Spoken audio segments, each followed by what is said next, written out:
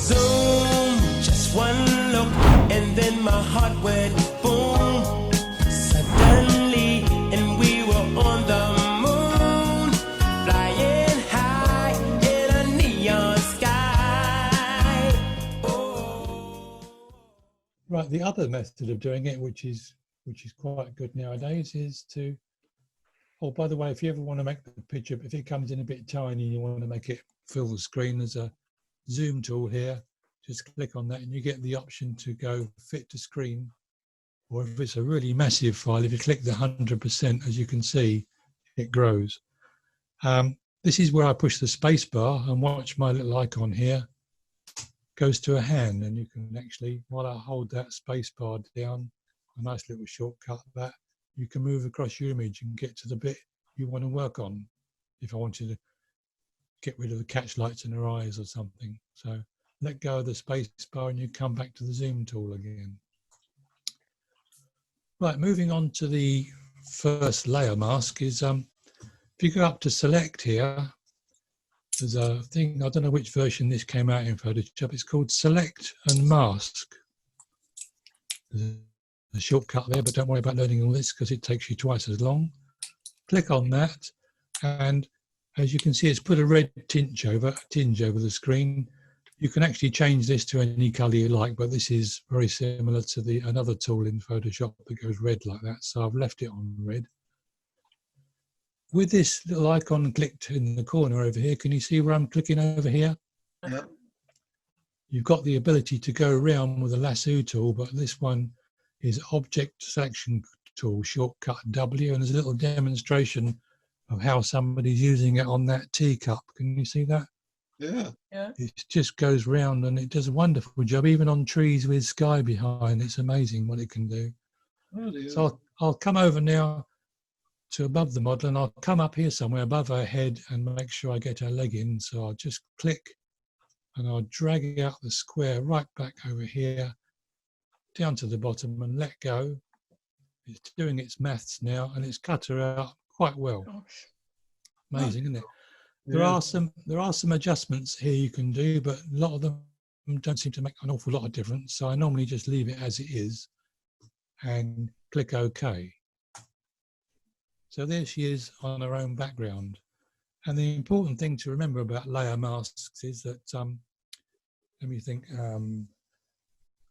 if I click on I've got the black one on top here now, the black on over here on here. If I click on that with my brush tool, I can actually rub out parts that I didn't want to bring in. Or if I make it white instead, see if I'm changing this down here? Yeah. If I make my foreground white, where it's chopped her hair rather badly, I can just bring back some of the photograph that the software missed. Can you see now I'm bringing back some bits? Yes, yes. And you can also spend time just getting the hairline better. It did quite a good job, but you always need to do a little bit of tidying up afterwards. And if I went, oh dear, I've done too much. See the new hairstyle I've given her? You just go back to your color swatch over here and just go back to black, and black makes things invisible. So it's white to make things visible and black. Could you just go over that again? What was the first bit you got to? What to, so if say I missed a part of her hair there, I could just put in, oh, sorry, wrong color. I could put in some more hair if I wanted to. What are you clicking down there, Dennis? I didn't get that. What, this tab over here, Tom? Yeah, you got the white on the black, but It's the white on the black, yeah. See the way I'm changing? Be hitting something above that. Sorry, yeah, the little arrows that toggle between the two colours. Oh, okay. Yeah, See the little arrows there? Yep. There is a shortcut to do that, but I don't know it. So with white, really all it's doing is bringing back what was there. So if I make my brush a bit bigger, if I do it, I can bring back the grass that was behind her. Can you see now? There's the grass that was behind her. See that? Really, I'm just bringing back what the photograph lost. There's the trees behind her again. So white brings things back, black takes it away again, so I can rub it off again now. So it's just useful if you know, if you chop the wrong bit off, you can bring it back again.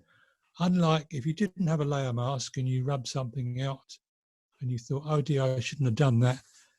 If you've gone a few stages further, there's no way back unless you go to your history and undo the stamp, and you might lose all the changes you've done to the photograph.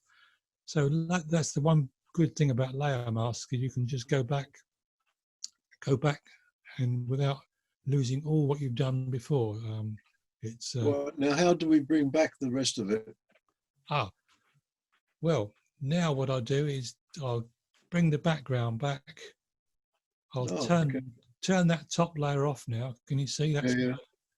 Now I've got this layer selected. I've just selected this layer now. This one's off. I now go over to Filter, Blur, Gaussian Blur. I've blurred all the background again with 9.8 radius. So I click OK. All blurred, and then I bring back my layer mask up here by clicking on the little eyeball, and you watch what happens. Oh, so you can alter the blur. Yeah. Okay. I could have really blurred this out, and now I'll bring her back. There she's back sharp. So that for me is quite a lot easier, especially when you've got a complicated cutout. Doing that. Yeah, it's good. Yes, I'll just go back and show you. It's called Select and Mask. Brilliant the way it cuts things out. And as I say, it needs a little bit of touching up around the edges. But if she had a plain background behind her, it would be a doddle. It would make a wonderful job. But it's done very well with her brown hair and the trees and that. So it's done a very good job. Just to refresh, so once you've done the object selection tool and it gets the dotted line that's going around the subject, how do you get the background to disappear? That was the one before, Vicky. We don't. If I do it on this picture, I'll just turn that off. You mean when I went up to select layer mask? Yeah, I just click and drag. Can you see that? I've just clicked on the picture and dragging my mouse back to encompass her all and let go. Yeah. Let go of the mouse, and it's cutting her out. So I didn't have to ask for marching ants. It does it all by itself. Did I go too quickly on that bit? No. Well, no. It's all a bit fast for me. How did it go from pink to white? I'll start again on that.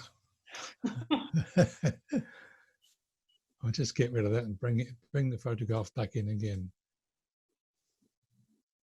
The reason it went from pink to white is I'll just create another layer again, duplicate layer. I'll call it top again, just so we keep up with it. Top. Select. Yeah. Select and mask. And it's gone red because that's the way I've set it up. I could click on this color swatch here and say, please make it green instead if you want. Okay. It's just a way of showing you where you are in the photograph, really. So don't worry too much about the color it's made. So now it's done that. See my little crosshair now? My pointer's changed to a crosshair. Yeah.